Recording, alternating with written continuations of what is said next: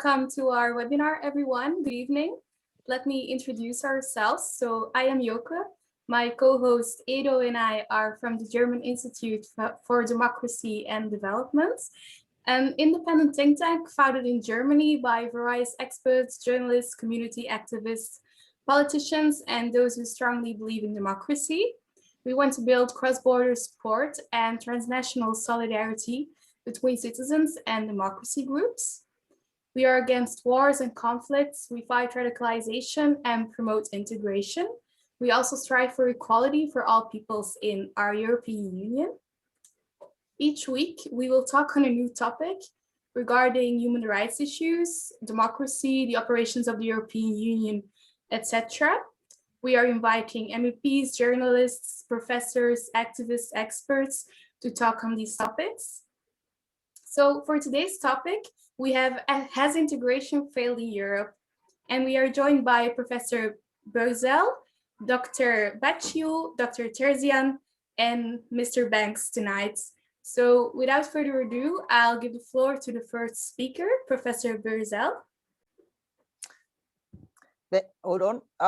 Thank you very much also for the kind introduction. Let me briefly add, my name is Tanja Börzel. I'm Professor of Political Science at the Otto Suhr Institute of Freie Universität Berlin, and I'm also directing a so-called cluster of excellence that focuses on what we call contestations of the liberal script.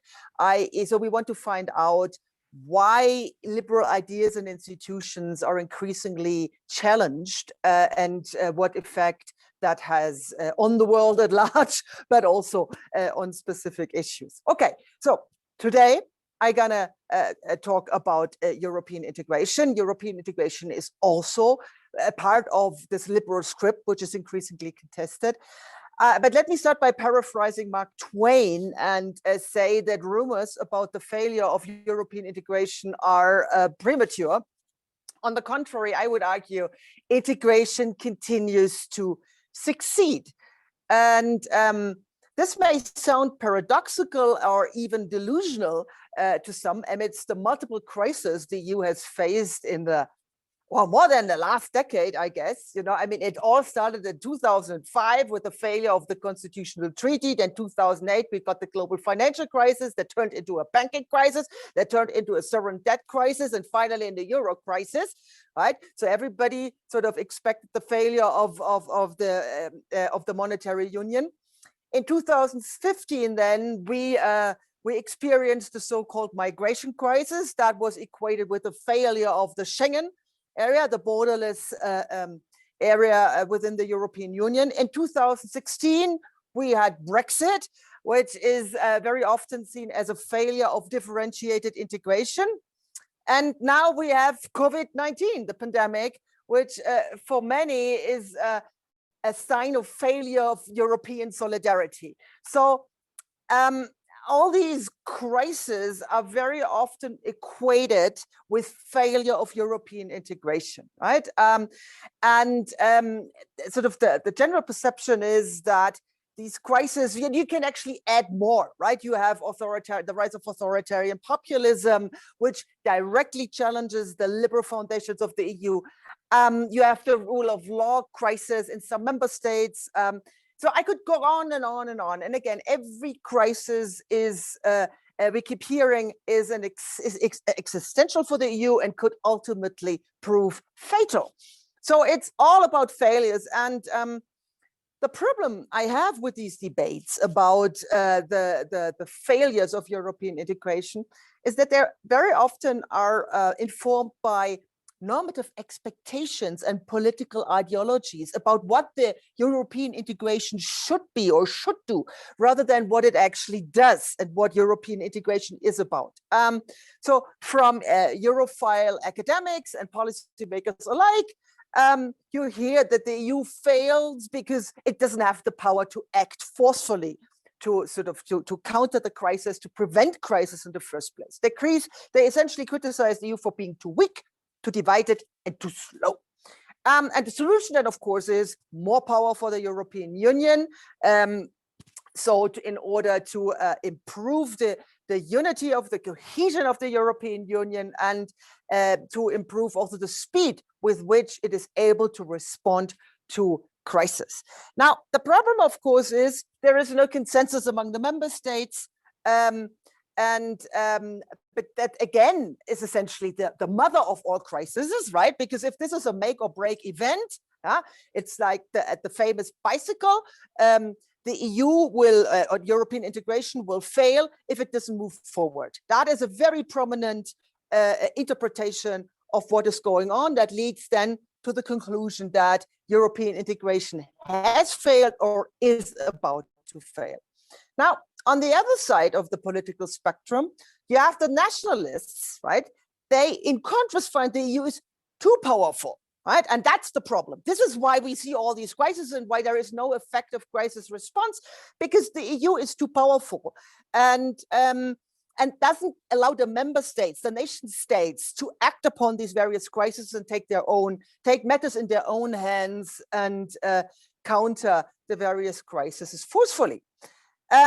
Now, these are two very polarized positions, right? They lead to very different and even opposite conclusions what to do in order to prevent the ultimate failure of European integration. For the first ones, it is moving forward, making a major leap in European integration towards the United States of Europe, European federal states. And for the other, exactly the contrary is necessary. That means cut Europe back, give powers back to the member states, and transform the European Union in sort of a confederation of more or less sovereign states.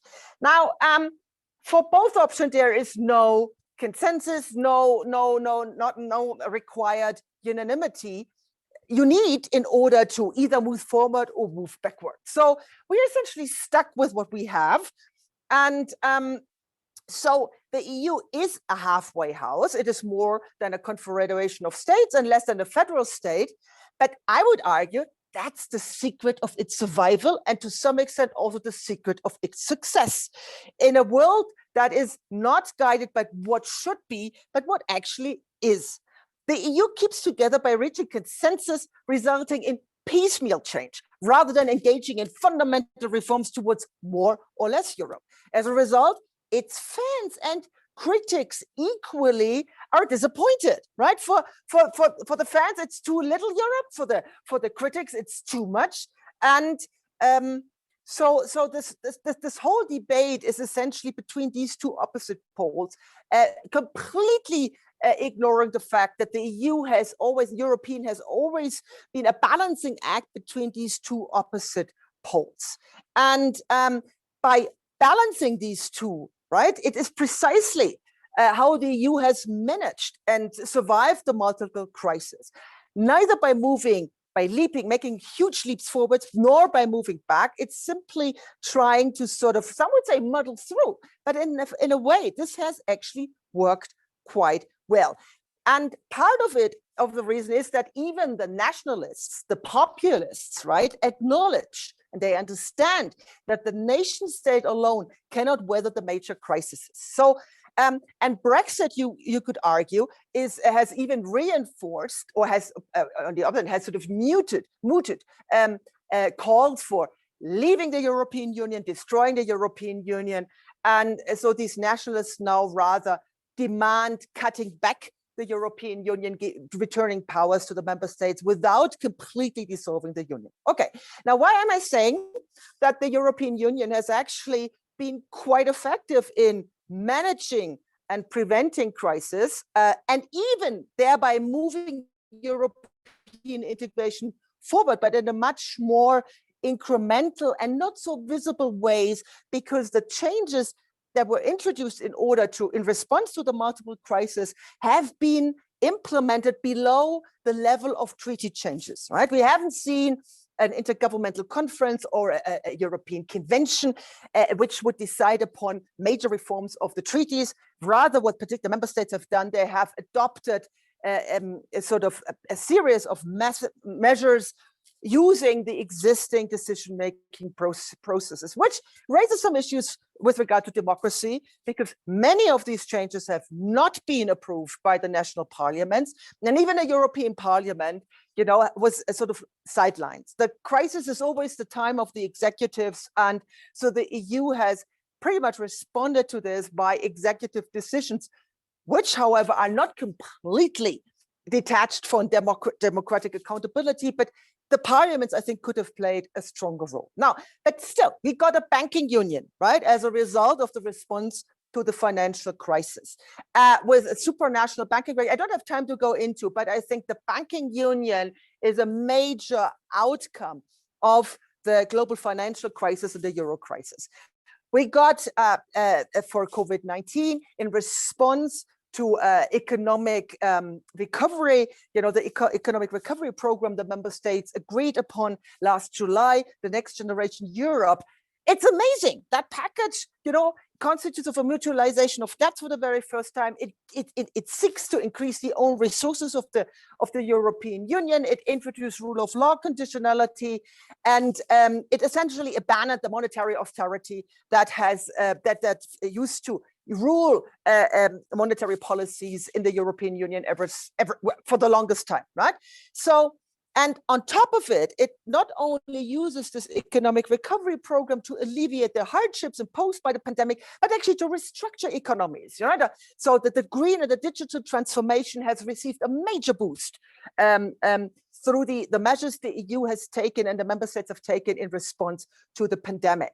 And finally, I think these measures not only propel European integration forward, they are also an expression of European solidarity. Instead of the famous beggar thy neighbor policy, where you seek to externalize all the negative consequences to your neighbors and only care about yourself, you've seen some instinct, some initial national unilateralism.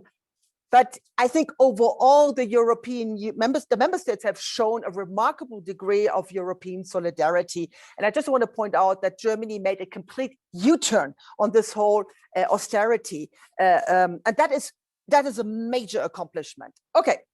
So in short, I cannot see any signs of disintegration, right? I have even problems to see stagnation. If at all, we've seen more integration with the numerous reforms the EU has introduced, right? In response to the multiple crises it has been facing over the past decade, always below the treaty, the level of treaty reforms, and without essentially changing the institutional balance, the overall institutional architecture of the European Union. For the EU enthusiasts, this is always too little, too late, right? But these people should recognize that there is no political consensus whatsoever among not only the member states, but the peoples of Europe to make sort of this huge leap forward to the United States of Europe by turning the European Union into a truly federal state. It's not going to happen, right? And beyond crisis, the EU has been working, that is a general observation, and continues to work to provide peace and prosperity to the peoples of Europe, right? The EU hasn't seen a war for more than 70 years. It's the largest market in the world, and it's more than 30,000 laws on the books. The famous acquis communautaire help fight climate change, promote gender equality, protect workers and consumer rights, and advance citizen rights. So just run the counterfactual how the world and how Europe would look like without the European Union, right? I think that is also something we should keep in mind. Now, my new book, and this is the little, I'm going to talk about my book about non-compliance or compliance in the European Union, shows that that member states actually comply substantially with these more than 30,000 laws on the EU has on the books, particular countries where support for the European Union has been low. Britain, which unfortunately just left the European Union, has been the most compliant member state together with Denmark, which really tells you something, right?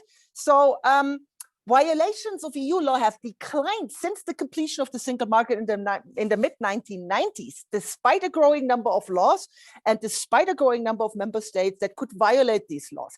So I think that in itself shows that the European Union is working, and in terms of outcomes has performed quite well. And this is also, and that is my final point, this also shows that the EU keeps attracting thousands of people who flee from political persecution, economic hardship. They're not going to, they don't want to go to China or Russia or Saudi Arabia, right? They are sort of attracted by what the European Union stands for, this kind of liberal script the European Union and also the member states are based upon.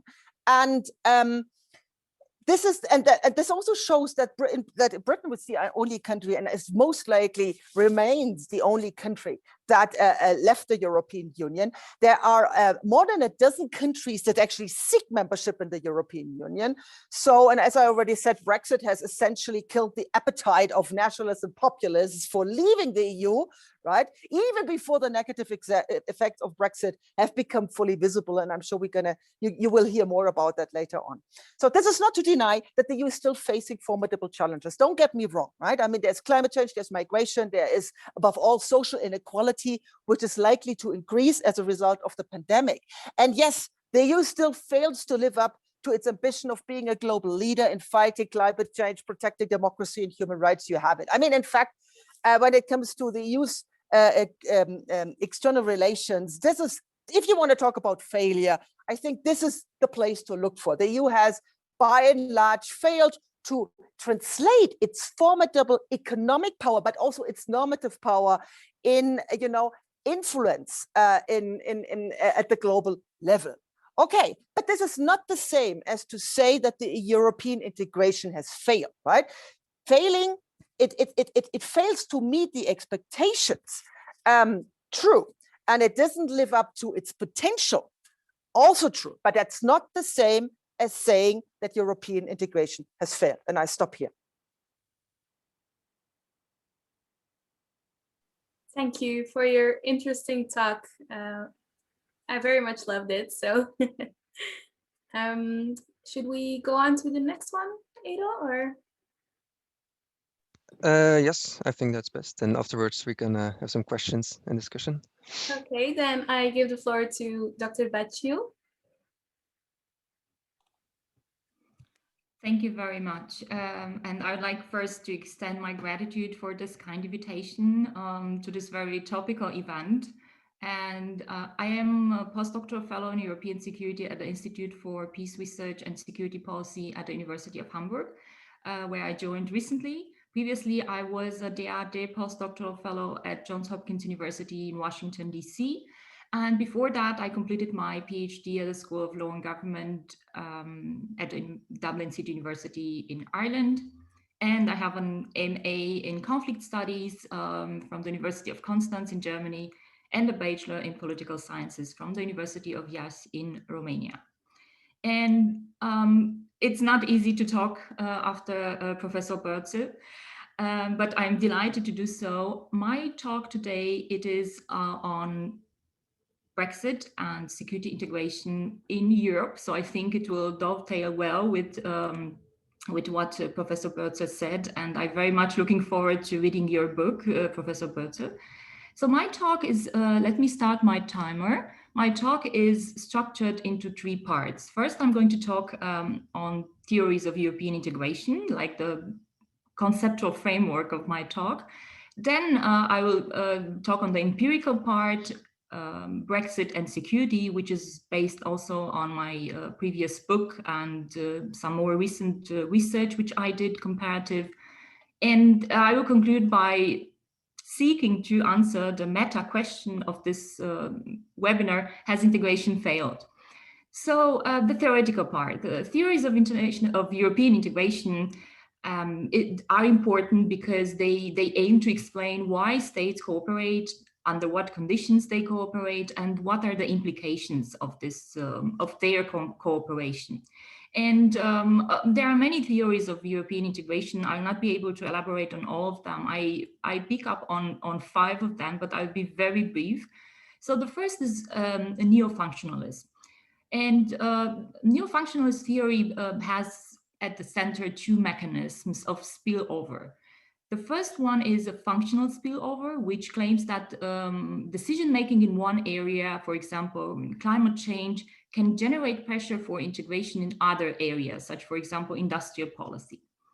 There is also a political spillover mechanism, which means that supranational and subnational actors, such as interest groups, can make pressure for additional integration. And here to mention that subnational groups can constitute or can see an advantage in being able to operate at the European level, an advantage both in terms of absolute and relative gains. Okay, the second theory is intergovernmentalism. Here the emphasis is on member state or on nation states. Intergovernmentalists argue that nation states are not obsolete, actually quite the opposite. They have agency, primacy in decision-making processes. So in contrast to neo-functionalism, the emergence of the negotiated bargains and consensus, it is a consequence of diplomatic craftiness, if we can call it like this. And intergovernmentalism as a theory is important because, particularly in the security policy. Perhaps it is the most suitable to be applied to the common security and defense policy and the common foreign and security policy of the EU, because in this policy area, decision-making takes place at intergovernmental level. It means that decisions are premised on consensus and unanimity. On one side, it's very democratic because everybody can veto a decision. On the other side, in reality, it constitutes a big obstacle to advance the EU as a security actor and enable its agency on the international arena. At policy level, and we stay here in the intergovernmentalist theory, at a policy level, there is an interesting mechanism which is called opt-out, which means that member states do not have to participate in certain policy areas, so they retain the full sovereignty in that area. For example, Denmark, Ireland, Poland have different opt-outs, and the UK also had various opt-outs. And here I would like to emphasize, especially in the security, defense, and foreign policy domain, supranational institutions, according to intergovernmentalist logic, remain subordinated to member states. And this would be the case of the European security policy, also the case of NATO policy, which also takes place at intergovernmental level and requires consensus. Okay, the third theory is liberal intergovernmentalism, which is a revised model of integration, if we can call it like this. Liberal intergovernmentalism focuses on three elements, or on two aspects and three elements. Two aspects, power and preferences of the member states. In terms of elements, and now I'm elaborating on the liberal intergovernmentalism model by Andrew Moravchik. He argues that there are three main elements. The first one is a liberal theory of preference building. So member states articulate their national interests and try to push them at the EU level. And this results, or it corresponds to the demand for policy action in a certain direction or area. The second element is an intergovernmental model of bargaining. So member states negotiate their interests at the negotiation table in Brussels, and the result of this is a policy supply. A third element is the institutional choice, and here the focus is on the role of institutions, of international institutions, for ensuring credible commitments and engagements, also compliance of member states and by member states. We expect, of course, states to seek to behave rationally, but especially in the case of misfit, whether it is at political level or institutional level, international organizations can constitute instances of authority to ensure that states do not defect. And this brings me to our fourth theory, which is the new rational choice in theory, or historical institutionalism. Historical institutionalism argues similarly that international organizations are relevant because they constitute sources of authority and normative order, so they can constitutes or can be sources of building blocks of order. There's also a transactional aspect which is highlighted by this theory, in the sense that institutional designs can reduce costs. And also a path dependency aspect. So institutional orders remain resilient due to, or can remain resilient due to path-dependent processes, especially when unanimity is required, and second, the changes or any changes involve high costs. And my last theory is constructivism. And this is a very well-known theory. It is guided by a social ontology, which means that agents and structures are mutually reinforcing. So constructivists argue that integration is not necessarily a matter of a logic of consequentialism, so oriented on gains and interest-based calculations, but it is underpinned by a logic of appropriateness. This means identity. So to what extent individuals perceive this integration as appropriate and converging to their identities and systems of values and beliefs. And in security policy, threat perception and strategic culture become important drivers of security integration and external policy preferences of member states. I now move on to the second part of my talk, which is my empirical case on Brexit and security policy. So my research shows that during the Brexit referendum campaign and also during the negotiation period and transition period, discourses were largely framed within the narrative of taking back control. In the case of security and foreign policy, the intergovernmental structure of decision-making, as I mentioned, is aimed to preserve the member states' sovereignty, primacy, control of political outcomes, and so on.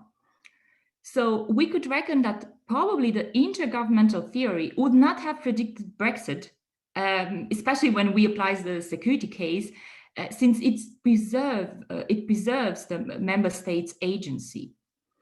If we apply the liberal intergovernmentalist model and even rational choice, membership in international institutions, as I mentioned, constitutes a source of credibility, of stability, of status and agency, so power in international affairs. So withdrawal would actually be associated with losses in both absolute and relative terms. So my data demonstrated that, or suggested, show that, revealed that debates on security cooperation were actually sidelined during the referendum campaign. And even during the negotiation and transition period, they were not necessarily central in the British debates. And here we need to say that there are two items which have actually high security implications when we talk about Brexit: the Northern Ireland peace process and Scottish independence. Also, worthy to mention that security and defense policy was not included in the per se in the outcome document, so the final Brexit deal, which is a very long document. There is the political declaration, and there are some strategic papers of the UK government mentioning like reference points and thresholds for future EU-UK cooperation in security matters, but it is unclear to what extent they will guide future policy positions. So during the Brexit negotiations, as I mentioned, debates were often very politicized, and what has dominated or even hijacked the debates during the Brexit referendum and thereafter were or was the power of arguments and framing. Often we've seen emotionalized debates on taking back control narrative or within this narrative. Also, the blockade over the fisheries policy at the end of the transition period last year, which many have thought that will actually constitute an impediment towards from reaching a deal, has once more demonstrated the importance of values, symbols, traditions, identity in policy decisions and foreign policy decisions. So all these point towards a constructivist explanation of integration and disintegration. And I would like to add that the domestic discourses and communicative actions can be severely distorted by media reports. And this is what is one of the conclusion of our book. One of the greatest jeopardy for international relations in the 21st century is the kinetic effect which media, including new media, can have on the genesis of legitimacy. Because citizens are tempted to favor options which they perceive as legitimate. So based on that logic of appropriateness, even though they might not be in these options might not be in their best interest. So now I'm coming to my conclusion, has integration failed? In terms of security policy and security integration, my newest research, which examines national security strategies of EU member states, the UK and the US, shows that there is potential for convergence and future cooperation. And I published a recent article in Comparative Strategy documenting the methodology which I used for this. So in terms of content, the security strategies of the UK and aggregated EU states are approximately 70% similar. On the other side, or comparatively, the degree of overlap between the UK national security strategy and that of the United States is 43% similar, which is the fourth lowest in the sample. So the comparative study of national security strategies shows that there might be actually a favorable climate for establishing future security cooperation or cooperative regimes, either at EU-UK level. So for example, in the framework of PESCO, so the Permanent Structured Cooperation, which allows third countries participation, but also at bilateral level. We might see, for example, an advancement of the Memorandum of Understanding between the UK and Ireland, between the UK and France, which, as we know, has been a traditional partner for the United Kingdom in terms of security cooperation and also integration. We have also seen a Memorandum of Understanding between the UK and Romania, which was adopted in 2019. Here, a future unknown remains a situation in which the United Kingdom might be needed to choose between security integration with an European partner, such, for example, let's say France, and security cooperation and integration with the United States, which is also a special strategic partner of the United Kingdom. So the bottom line of my presentation, when it comes to European integration, security integration and Brexit, variables such as interest or power are of course important, but they seem to fail to prove sufficient explanatory power. Instead, arguments, strategic culture, framing, perceptions seem to have been to a great extent drivers of the UK decision to withdraw from the EU. And paradoxically, we could say, in terms of security integration and future security cooperation, the same variables such as strategic culture and threat perception, of course, strategic objectives as well, but here there might be some endogeneity. They are likely to influence future cooperative outcomes and options of integration in some way.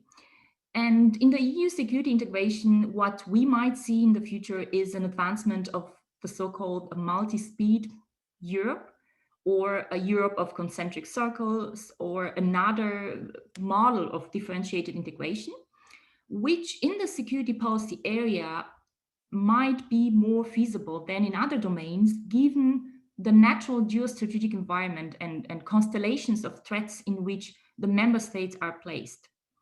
So I think I would stop here, and I look forward to the discussion. Thank you. Thank you very much. Also very interesting and learned a lot. Can I ask a question already, or? Yeah, I think so. If you I think my first one to Professor Börzel. How do you feel? Because like last year in March, the accession talks started about Albania and the Republic of North Macedonia. How do you feel about that? No, you're unmuted. I know, Yeah. Okay, sorry, but yeah. feeling, you know, as a political scientist, I try to be analytical. I have my own opinion, of course, but first of all, I look at what's going on and I analyze what is going on and why. And I think what the good news is that finally, right? I mean, this enlargement fatigue that has plagued the EU up to the point that the previous president of the Commission, Juncker, actually declared a moratorium, sort of stop the entire enlargement process. So it is good that the European Union decided to resume, because otherwise this whole accession process becomes a farce and loses any credibility. And if there is one thing we know, that the credibility of the membership perspective is the key for the EU having influence or exercising influence, or let me put it that way, for the EU being able to support reform processes that lead to more democracy and to more market economy. And that's the prerequisite for becoming a member in the European Union. But that only works if that membership perspective is credible, and if the EU provides sufficient assistance in order to help countries engage in the necessary reforms. So in that regard, I think it was a very positive sign, also because Albania, unlike Northern Macedonia, is one of the laggards, if you want, in the whole accession process, right? I mean, Albania has been consistently plagued by massive problems of corruption, for instance. And I'm not sure whether Albania has really made that much progress in order to justify that we now resume. So it was much more a political decision of the member states to revive the accession process and to start with Albania, Northern Macedonia. Northern Macedonia, unfortunately, now is blocked again because Bulgaria, if you ask me, for purely domestic politics reasons, is now, pulling a rabbit out of the hat, like saying you first have to rectify certain historical facts before we will be able to give our consensus to moving forward with the accession process. And this is the European Union at its worst, right? When member states refuse to upgrade the common interest and for purely domestic reasons, and that nicely ties to what Cornelia has been talking about, the attempt to use the European Union in the public discourse at the domestic level to mobilize voters for completely different reasons, right? So you want to gain popularity with your voters by sort of either hitting the European Union or by blocking a decision, whatever. And that is a dynamic we've been seeing. And I think that explains to a large extent, not only Brexit, the ultimate decision to leave, but also the fact, and here I couldn't agree more with Cornelia, how important collective identities are. And Britain has consistently shown the lowest level of Europeanized identities.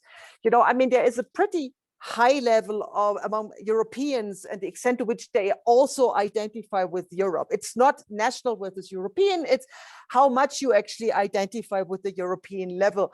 And Britain has always been the odd one out and I think that has something to do with the fact, despite us sharing similar values, right? And a history and a language and everything that you need as an ingredient for constructing a collective identity has been there, and still the English have not Europeanized their identities to the same extent than others have done. And why is that? I think it has a lot to do with the way the public discourse about the European Union has been framed.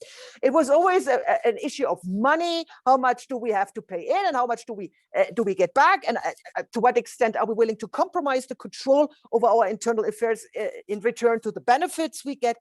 this has been an extremely materialistic discourse, I think, which to some extent explains why. Last point, but it's interesting though, is again, coming back to my own research on why some member states comply more and others less with European law, Britain being such an exemplary member state, you know, always complying with, which is completely counterintuitive, because as a member state that doesn't support European integration, and that emphasizes so much controlling its own affairs, why would such a member state comply so much better with European laws than, say, Belgium or Italy, right? The pro-European countries. Why is that? And let me just, if I may, briefly explain what I found. Britain has been extremely good in shaping EU laws. So Britain is not only one of the most powerful member states, because power is not the only characteristic that enables member states to shape EU law. It is also two more things, which explains, for instance, why Denmark, also as a traditionally more Eurosceptic member state, but a small member state, is such a good complier, is two more things. One is an efficient administration. So both Britain and Denmark have very effective administrations. And because they have a more Eurosceptic population, they use this in the decision-making to say, look, you can adopt this law, but then I'll never get this accepted back home, right? You will fuel Euroscepticism back home with this kind of law. So they have used this in order to sort of, if I may, to reduce the misfit between European laws and national laws, and this has facilitated then compliance with EU law. And that then also explains why countries like Greece or France is among the worst. In Italy, the three are the worst compliers. Now, why is that? Corruption. France has an incredibly inefficient, it's not that much known. Everybody knows Italy and Greece, yeah, but France has an incredibly ineffective administration. And we currently see that when it comes to fighting the pandemic, right? It's very pro-European and it's a big member state. So as a big member state, you can either shape EU laws or you can be recalcitrant and say, you know what? If we don't want to comply, we don't. What are you going to do about it, right? The European Union has very little means to coerce countries into compliance. So in a nutshell, that is essentially the argument I'm making in the book, and which explains why Britain, even though being so Eurosceptic and up to the point that it's ultimately leaving, has been such a good pupil when it came to complying with EU law. Okay, thank you very well for that explanation and your perspective on it. Yeah, I kind of had a follow-up question. Let me see, I had it formulated in my head.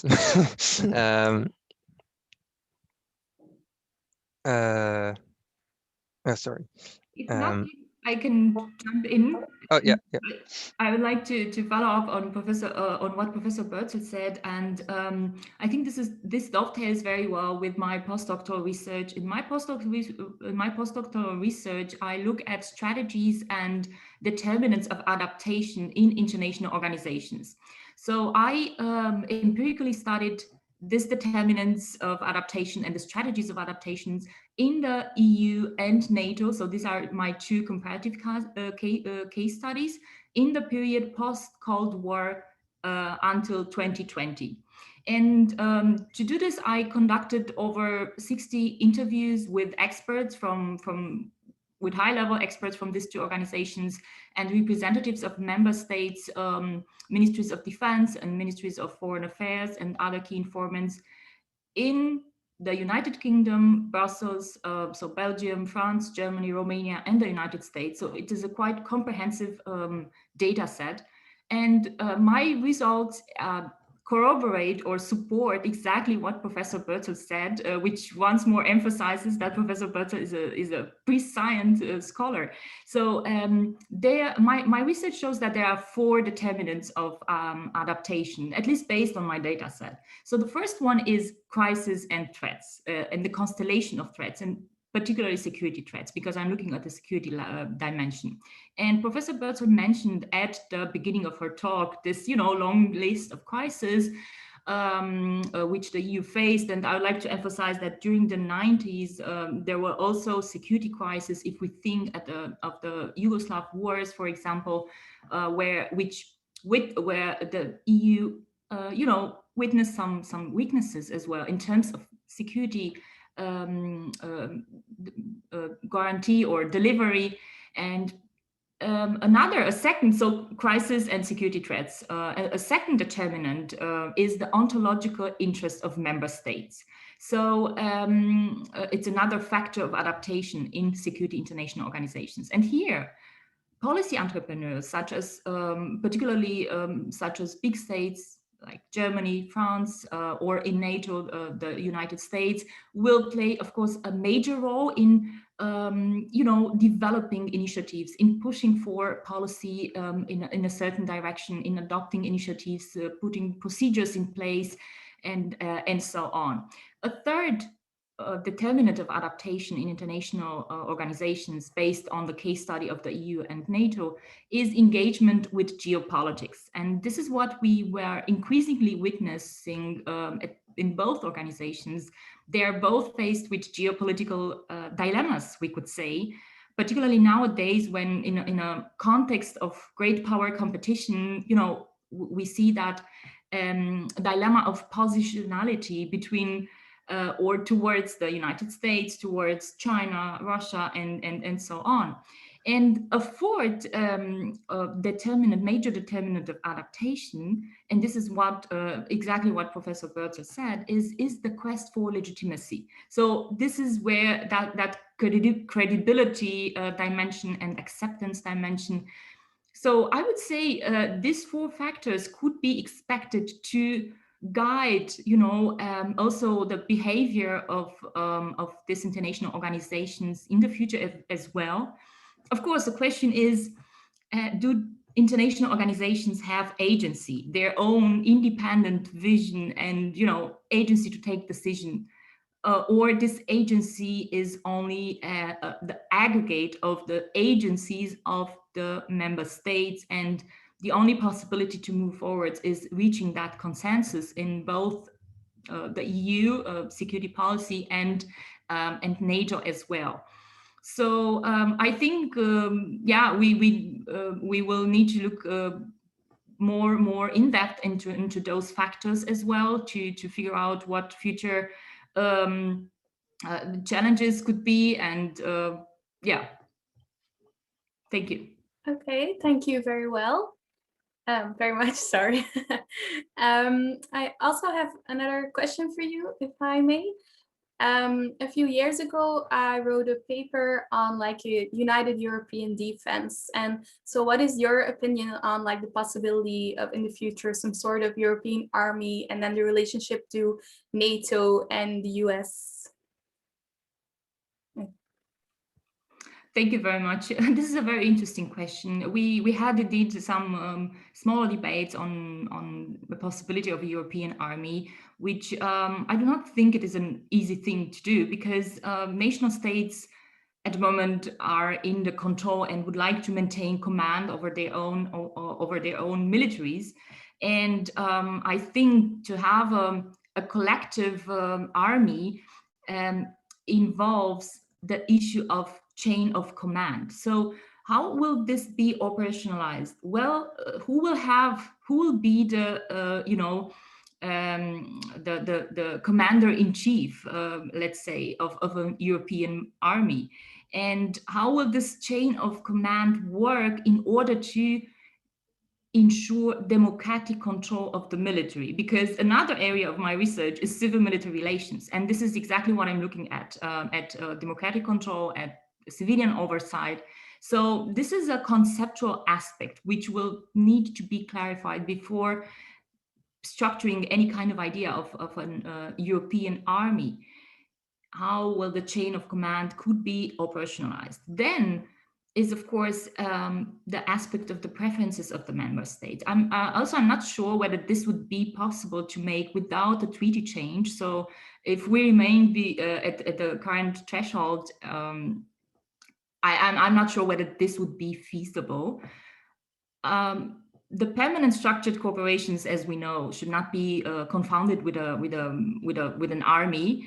And yeah, well, I mean, what we have at the moment are debates on European strategic autonomy, but this is more in the sense of having more, I would say, you know, more capabilities, more agency to more activeness,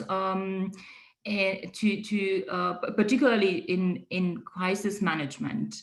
And the idea would not be to replace NATO. So the idea would be to complement NATO initiatives or NATO policy, NATO assets on, NATO is currently focusing on territorial defense in Europe. So what do you call this, like deterrence, right? And the idea would be to complement this with a crisis management component. And the European Union has been, well, increasingly active in external missions. And I would say this idea of European strategic autonomy will be more linked to this idea of being able to act in you know, in stabilization, in peace-building processes, of course, in the EU neighborhood and beyond. And I'm saying in the EU neighborhood because I think this is quite important. We have seen the election of Joe Biden in the United States.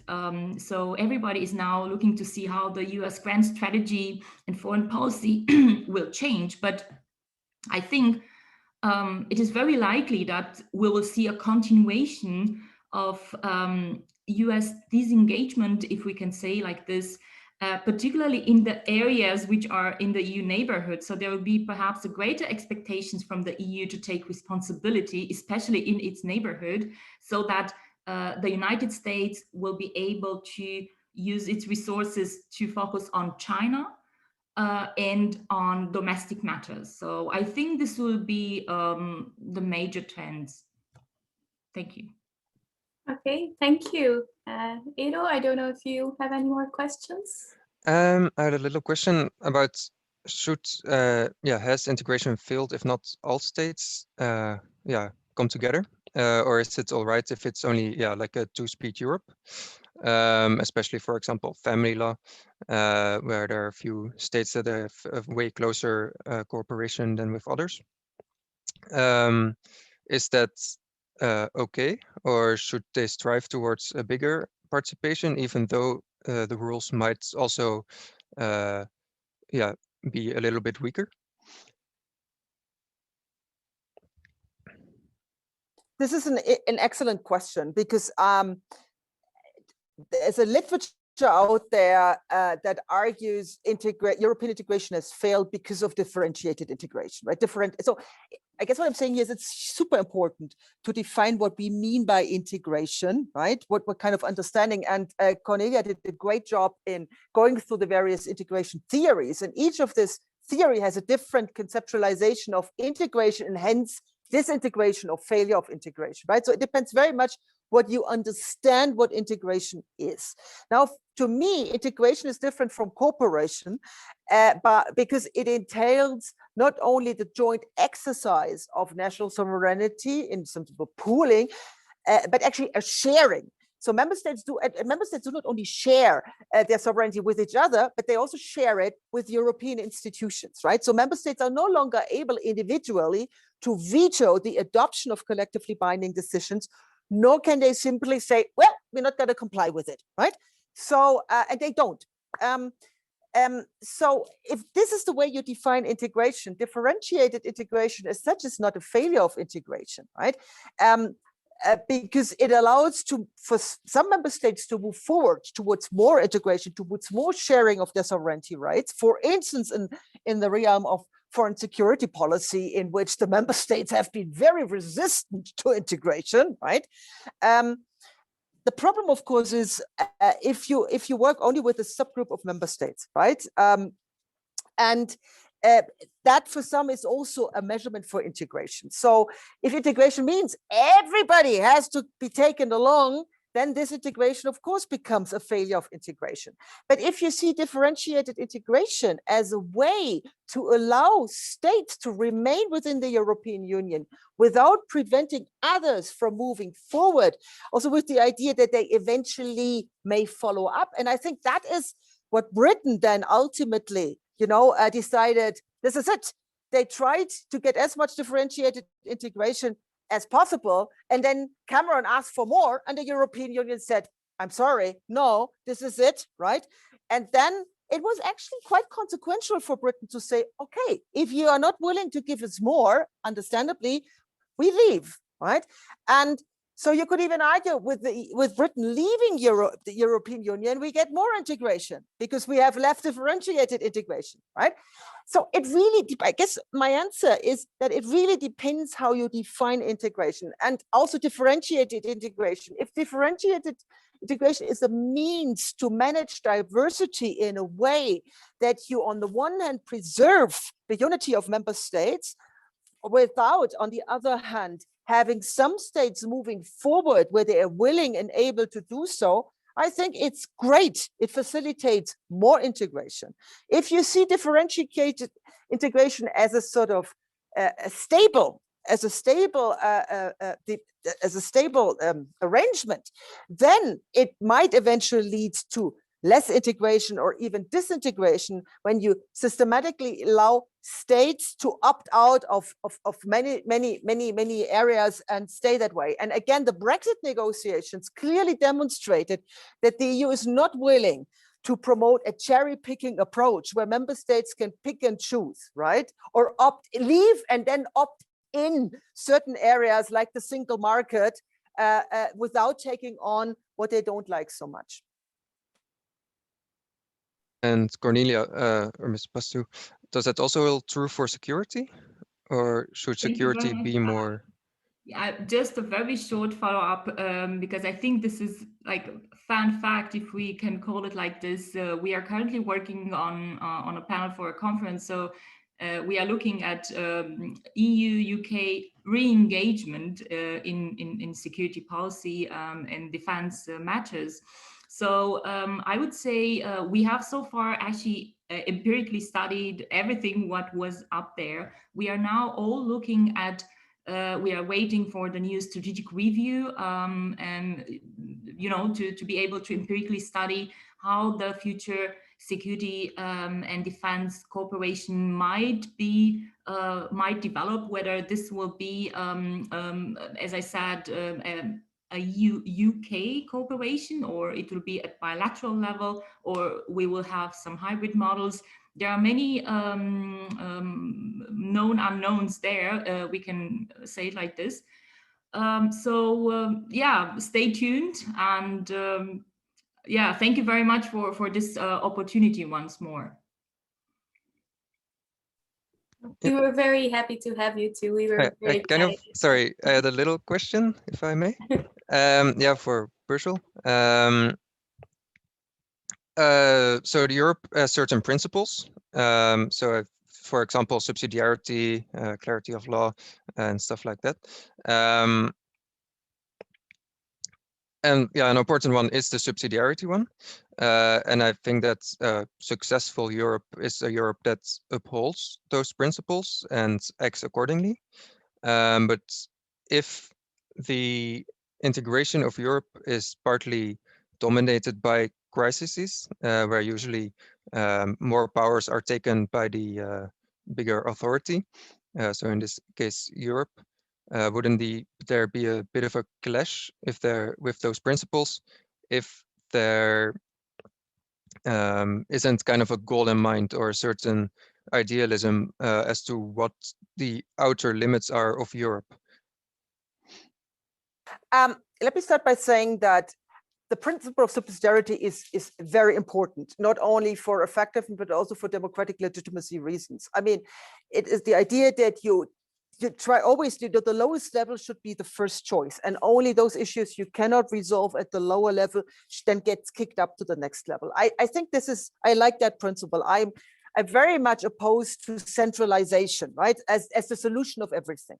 At the same time, it's clear that a lot of the global challenge we're facing, starting with climate change to migration to pandemics. This needs to be dealt with at this at the European or even the global level.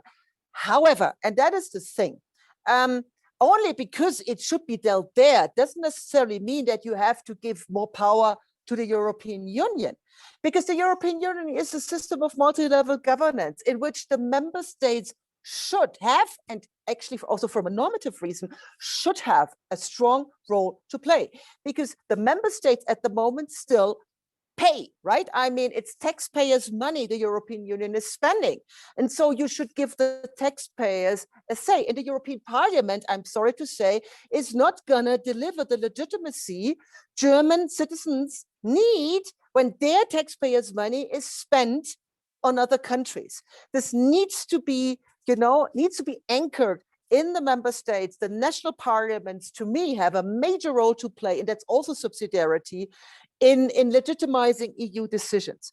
And so the problem for me is not that the European Union doesn't have enough power. The problem is that the member state governments, very much along the lines of liberal intergovernmentalism, as Cornelia explained earlier on, like to, sort of shift decisions that are domestically controversial to the European level, sort of isolating them from domestic politics, right?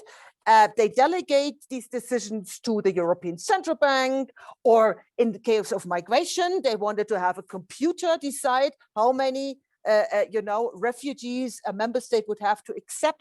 That is the wrong. It is totally against subsidiarity, and it damages European integration because it undermines the democratic legitimacy and the acceptance of EU decisions by members. It fuels right-wing nationalist populism because it sort of seems to confirm the criticism populists raise against the European Union. It's a bunch of cosmopolitan technocrats that sit in Brussels and take decisions that are completely detached and decoupled from what's going on in the member states. And so, subsidiarity is a social construction. People have different ideas at what level a decision should be best taken. And that's why it is so important that we explain to the citizens of Europe which decision is taken and why it has been taken at that level rather than at another level. And that is not done. And finally, so the place to do this are the national parliaments. And it's not up to the Commission only to do this explanation. It's the member state governments that need to explain to their national parliaments why they decided to delegate certain authority or certain decisions, right, to EU institutions, and not only claiming the fame and for themselves and putting the blame on EU institutions. This is what, if European integration fails, it is this kind of behavior by governments, and it's not only the nationalists and the populists. You have the German government, you have the French government. They're all the same. The British government, even, right? So I think that needs to change. Okay, thank you very much. I feel that there's a very interesting similarity between going to the European and with experts. For example, now in COVID times, everybody looked at the experts and the politicians kind of put them in a spot of making the decision for them. So I feel that there's kind of similar things going on there. So thank you very much for this very, very interesting speeches, and discussion. Our next speaker is Dr. Aram Terzyan. He is the research director of the Los Angeles-based Center for East European Studies and research coordinator of Eurasia Institutes. He will talk about the European integration of Armenia and Azerbaijan. Challenges include the preferences of the citizens, the big role of Russia, and the recent conflict in Azerbaijan. Dr. Terzyan, the floor is yours. Okay, so thanks for having me, and thanks for this outstanding opportunity to provide insights into the challenges of Europeanization in Armenia and Belarus.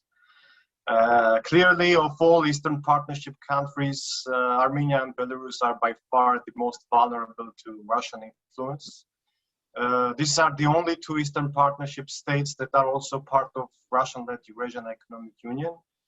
And while these two countries differ in terms of reasons, nature, and objectives of their relationship with Moscow, they share a similarity of close security ties as well as economic and energy dependency on Russia.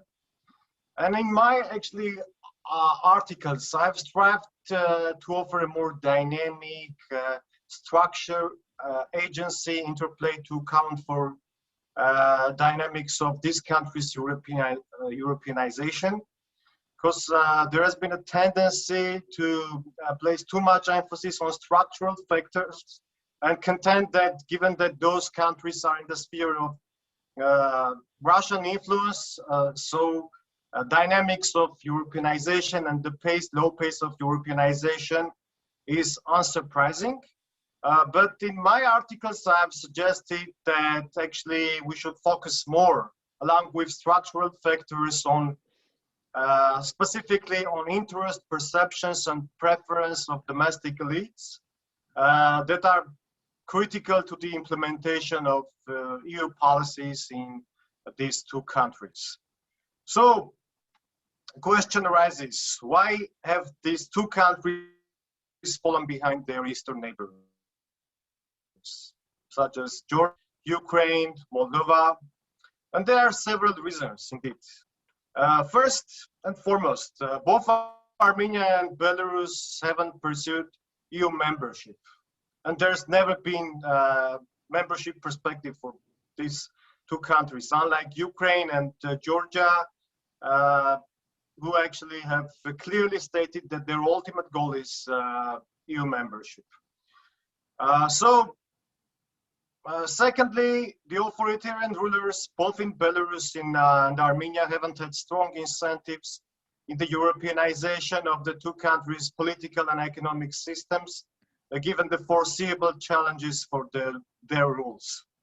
And lastly, the two countries' huge political and economic dependence, competing governance provider Russia, vividly manifested in their membership in Russia-led Eurasian Economic Union, has tremendously interfered with consistent compliance with EU policies.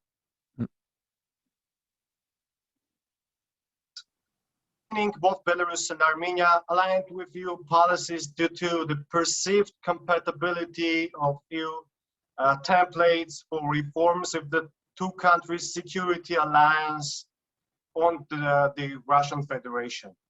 So this may explain why, while being a front runner in terms of adoption of the required EU legislation, in September 2013, shortly before Vilnius summit, Armenia made a U-turn by joining the Eurasian Economic Union. After 2 or 3 years of negotiations with European Union over the association agreement, all of a sudden Armenia decided to join Eurasian Economic Union.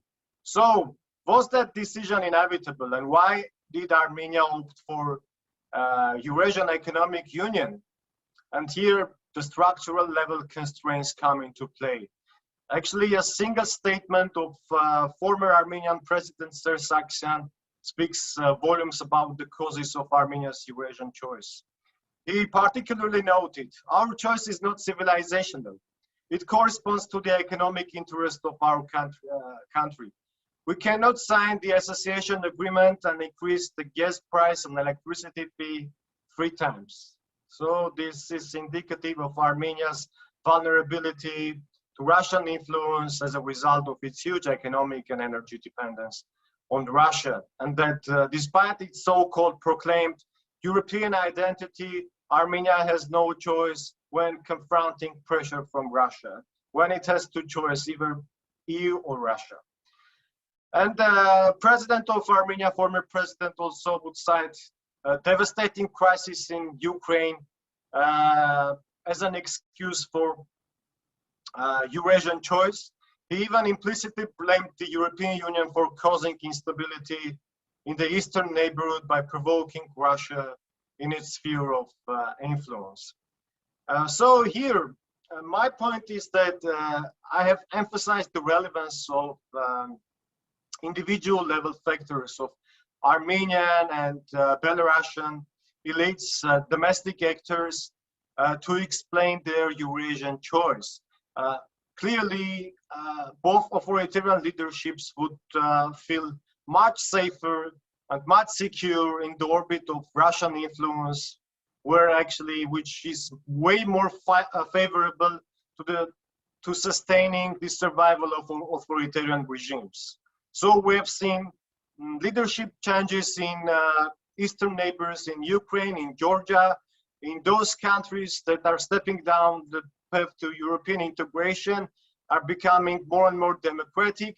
So those elites were actually pretty much trying to avoid such leadership changes, and by opting for Eurasian Union, this would give them more like guarantees in terms of sustaining their authoritarian rules. And indeed, clearly, it would be inconceivable for Belarus, which is largely regarded as last European dictatorship, to seek full-scale Europeanization and thoroughly comply with EU policies. Not surprisingly, since the mid-1990s, Russia's policies have been viewed as appropriate and even legitimate in Belarus, while the EU conditionality would be rejected. And Belarusian leadership came to support all Russia-led regional initiatives such as CIS, Eurasian Economic Union, Collective Security Treaty Organization, and essentially Belarus's reaction to EU's and Russia's conditional approaches resembled the logic of zero-sum game, so-called zero-sum game. However, the EU's engagement with the country intensified in the late 2000s, manifested in the opening of the European Union Commission's delegation in Minsk, Belarus, acceptance to the Eastern Partnership, and the launch of functional cooperation. The EU has also increased its financial support in Belarus, and in 2017, Belarus unilaterally introduced a visa-free regime for citizens of all EU countries. The new position assumed by Belarusian leadership indicated that the reception of Russia's and the EU's conditional approaches was hardly taking place in accordance with the logic of zero-sum game. So in a way, Lukashenko was trying to balance partnership with Russia with some sort of also intensifying engagement with European Union. Nevertheless, the less straightforward position on the reception of the Russian conditionality hasn't meant acceptance of the EU conditionality of the EU, because there were some tensions between Russia and Belarus due to tightening Western sanctions, economic hardships, trade disputes. But in a way, instead of seeking full-scale Europeanization, Belarusian leadership was eager to use the prospect of compliance with the EU conditionality as a bargaining chip against Russia. So it has never been fully committed to Europeanization, and this has served as a political tool for, in a way, actually using it as a bargaining chip against Russia. And even in Armenia, actually, the 2018 Belgrade Revolution sparked a wave of optimistic commentaries about its positive implications for Armenia's rapprochement with Russia. But instead, the Prime Minister of Armenia, Nikol Pashinyan, who would style himself as a pro-European leader, who was previously raising the issue of discontinuing Armenia's membership in the Eurasian Economic Union, shortly after rising to power, confirmed actually Armenia's allegiance to Russia. He even, instead of raising the issue of redefining relations with Russia, he stated that Russia is Armenia's closest ally, and stressed the necessity of further rapprochement with Russia. Moreover, surprisingly, event during his actually presidency, I mean his tenure. Armenia voted against the UN resolution on the deoccupation of Crimea in December 2018. So it means that instead of becoming more European, Armenia actually further plunged into the orbit of Russian influence even after Velvet Revolution and long-awaited foreign policy changes following that revolution. Instead of actually, along with also delving into the structural and factors and preferences of domestic elites, it's essential to consider societal factors, because neither Armenian nor Belarusian societies have not opposed to the country's membership in Eurasian Union and Eurasian integration. So while the civil society in Ukraine has been one of the driving forces behind the country's Europeanization, that consistently stood up for its European choice and that led to Maidan Revolution, there has been no marked opposition to the two countries' Eurasian integration, and actually there hasn't been demand for, to a great extent, hasn't been demand for Europeanization in the two countries. And there are some deeper issues that explain why there is not public demand for European Union in Belarus and Armenia. One of the main impediments stopping Armenia and Belarus from becoming mentally and institutionally European states lies with actually popularity of illiberal values, which is partly related to Soviet mentality and has been further exploited by Russia. Different opinion polls show that Armenian and Belarusian public do not necessarily embrace or internalize many liberal democratic values, such as equal rights for sexual minorities and other liberal values that are also essential European values that the European Union is striving to transfer and promote across those countries. With much help from Russia, the local Eurosceptic and the liberal electors have been trying to instrumentalize these value-based differences to push forward their agendas in both countries. In this light, they often depict the European Union as purely LGBT promoting community in those homophobic countries that endangers national identities and traditional values in the post-Soviet countries. So pretty much this is Russian narratives on like European Union and West that are depicted as gay promoting communities that pose threats to conservative values. And in this regard, those countries need to actually stick to Russia in order to avoid all those threats posed by European Union and probably speaking West. So those ideas, unfortunately, are pretty popular with Belarusian and Armenian societies, and there are huge misperceptions about European Union and about European values in general.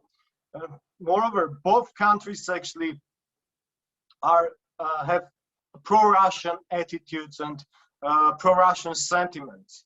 Belarus displays a series of characteristics that allow Russia to have a strong impact on civil society.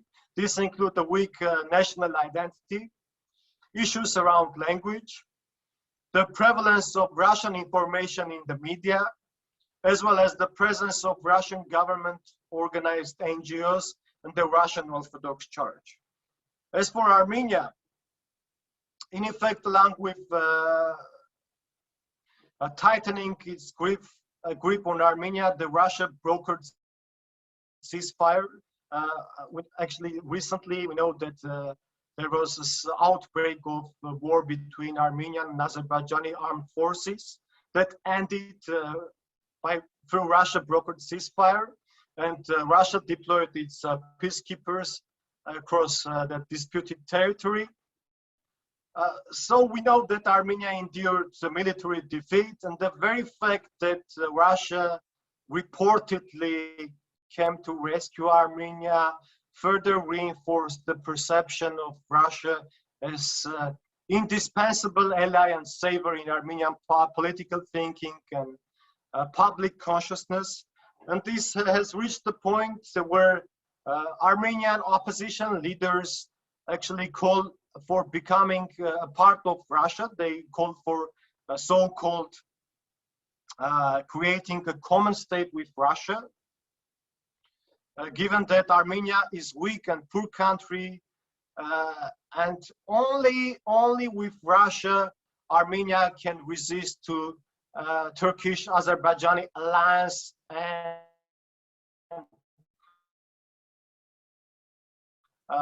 have the security threats posed by hostile neighbors. And the Armenian authorities, media, intellectuals consistently feed the narrative that by deploying its peacekeepers across the conflict zone, Russia saved Armenians and Russia is Armenia's savior. And this also reaches a point where many activists call for, actually clearly state that those who oppose Russian policies are internal enemies and traitors. And by playing European games, Armenia puts security alliance with Russia at risk. So we have those new narratives in the aftermath of war, and there is even less public demand for European Union and Europeanization. There is the vivid sense that only Russia can save Armenia, only security alliance with Russia can shield Armenia from all kinds of security threats, and we don't need European values, European democracy, because it's not gonna save Armenia. And overall, to sum up, there are main concluding observations. First, that both Armenian and Belarusian authorities have never been actually fully committed to Europeanization. Rather, they have used partnership with the European Union as a bargaining chip against Russia or for legitimizing their regimes. Secondly, actually Russian pressure and Russian assertiveness towards European Union has tremendously influenced these countries' preferences and ultimately made them join the Eurasian Economic Union. So along with preferences of domestic actors, Russian pressure has been critical to determining their choices. And the third most important factor in terms of societal factors, actually the pro-Russian sentiments prevailing across the two societies have considerably hindered the pace of Europeanization and also hindered European Union's full engagement with the two countries and two societies. And this is pretty much the short overview, and I'd be happy to answer your questions. Yes, thank you very much for that very interesting topic and elaboration. Yeah, I did have a question. How are there any relations between Armenia and Belarus, or how do those how do those two countries share policy in certain ways? You mean in terms of bilateral partnership? Indeed, those two countries are members of Russia-led Collective Security Treaty Organization and Russia-led Eurasian Economic Union. But what's surprising that, of course, Belarus, in theory, should act as Armenia's ally, but instead Belarus would sell its military hardware to Armenia's fiercest enemy, Azerbaijan. That would be used to wreck Armenia. So that means that in a way, both Eurasian Economic Union and the Collective Security Treaty Organization are artificial unions. There is no integration, there is no real partnership. This is all around about Russia trying to actually oppose European Union and NATO to some Russian-led organizations and create that illusion that there is Eurasian integration, but in reality, if you look at the partnership, bilateral partnership between those two countries, you'll see that, for example, Belarus has a way closer partnership with Azerbaijan, which is not member of those organizations, or Armenia has closer ties with Georgia than those two countries with each other.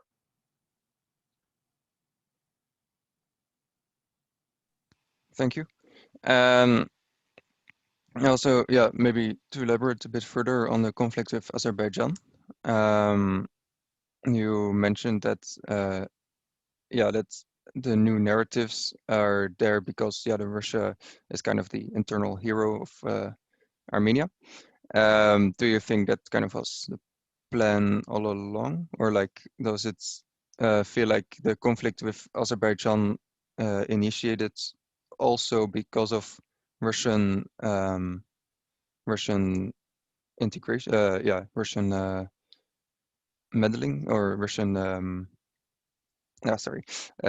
Russian I can't find the word, interference, or is it too speculative? Expert community, yeah, there is broad consensus among expert community that this war would have never broken out without Russian consent. And moreover, this war, Russia tacitly approved and induced in a way, led actually, enabled those two countries, more specifically Azerbaijan, to launch this war, because eventually it's gonna benefit from this war. Russia is, perhaps after Azerbaijan, is the sole beneficiary of this war. There was so-called Lavrov plan, the plan of foreign minister of Russia to deploy its peacekeepers across Armenian, Azerbaijani disputed territory of Nagorno-Karabakh. And as a result of this war, they were able to do that. Moreover, nowadays is Armenia way more dependent on Russia. Russia has nowadays a military base in internationally recognized territories of Azerbaijan. So in a way, it was able to tighten its grip on both Azerbaijan, on both Armenia. There is gonna be a new military base in another part of Armenia, so second military base. There are ongoing discussions about that new military base in Armenia. So Armenia is gonna be the first country that hosts two Russian military bases. And nowadays, both countries have depleted their military hardware and are seeking intensifying partnership with Russia in order to restore this arms race. And of course, indeed, Russia greatly benefited from this war, but only few people acknowledge that, researchers and experts. In public consciousness, Russia saved Armenia, because Russian peacekeepers prevent Azerbaijan from further undertaking hostilities against Armenian population in Nagorno-Karabakh and Armenia. That's what people think, and this narrative is fed by Russian propaganda. Russian information is prevalent in Armenian media, and pretty much this is the main source of their information. And both the authorities and opposition in Armenia are Russian appointees. They fit this narrative that Russia is indispensable ally. We shouldn't play European games if it somehow jeopardizes our partnership with Russia. And nowadays, Azerbaijan is more vulnerable to Russian influence too. At least nowadays it hosts Russian military base in its internationally recognized territories. Oh, okay. So how do you see the future of Azerbaijan? Do you think that because Azerbaijan has grown to European values, I think, or am I mistaken there? Do you think it will Russianize further, or do you think it might change, or should Europe do something actively in Azerbaijan to to stop it from moving more towards Russia? Or what should the position be of Europe in the entire matter? Should they be active, or how do you feel about that? Azerbaijan has never been fully committed to Europeanization, and there is energy partnership bilateral that is strategic, and maybe that's why European Union actually values partnership with Azerbaijan. But human rights and political freedoms have been on decline, on steady decline in Azerbaijan. So it's been barely absorbing European values.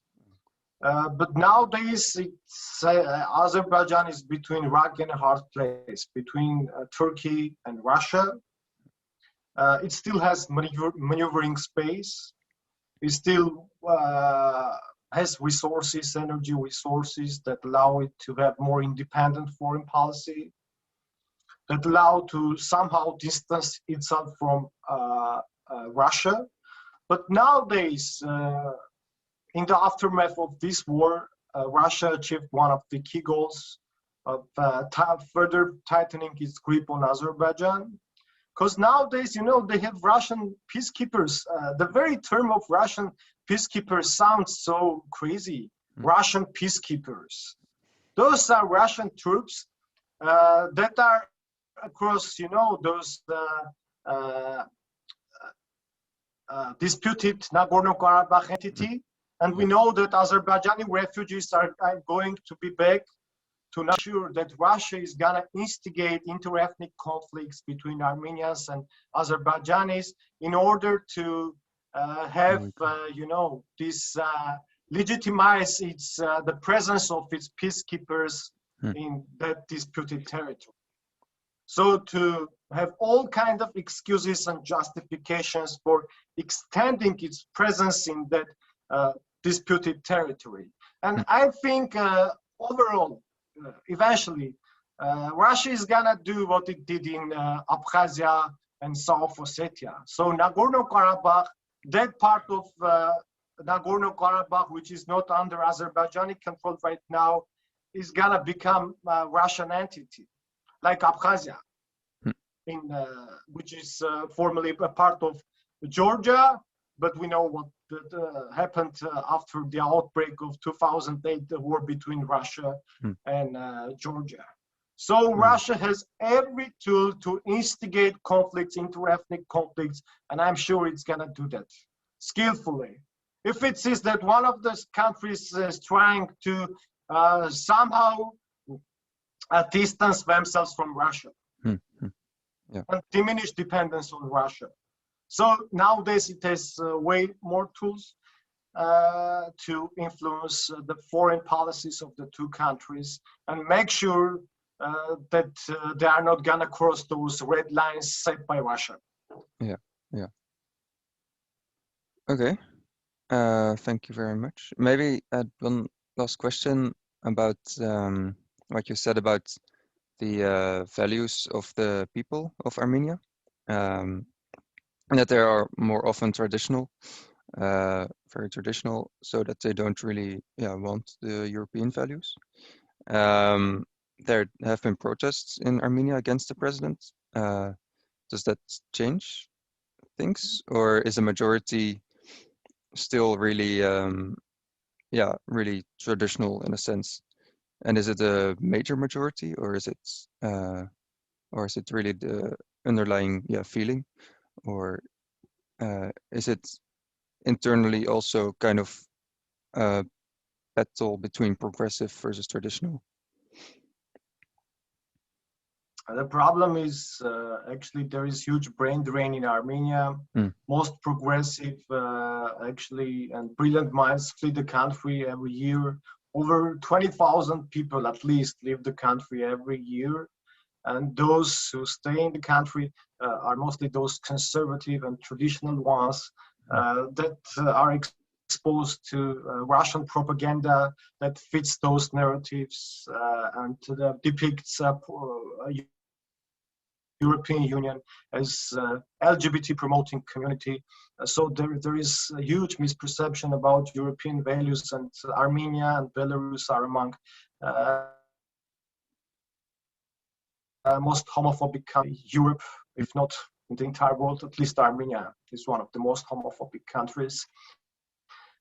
And so, you know, Russia is always trying to associate the European Union with such kind of unacceptable connotations, and make sure that there is not considerable popular demand for so-called European values and Europeanization, which in turn is associated with those threatening values. So in Armenia right now, I would say that the overwhelming majority is conservative. The overwhelming majority, given that the most progressive ones are consistently fleeing the country. And according to most polls, Russia is unequivocally deemed to be Armenia's #1 ally. So both culturally, both in terms of security partnership and beyond. So there is prevailing Soviet mentality. This idea that we're like common nation, we share like our past, we have common culture and stuff like that. Even though most Armenians would claim that they are European, they have European identity. If asked if you have European or Asian identity, but in reality, there is huge misperception about both European identity, European values, and European Union in particular. Unfortunately, yeah, we have devastatingly effective Russian propaganda. And given that absolute majority in Armenia, at least the elder people and less educated ones don't speak any English, any foreign language other than Russian. So they are more vulnerable, or they are bound to get exposed to Russian propaganda. Yeah. Others may be more open-minded, may watch Western TV channels or read some other articles, watch talk shows, and become more open-minded. But that's not the case of absolute majority. Mm-hmm. Okay. Thank you very much. It was very, very interesting. And it's really, yeah, a different take on integration of Europe. So that's very interesting. Yeah, I want to thank you again for wanting to participate. Yeah. And thanks for having me.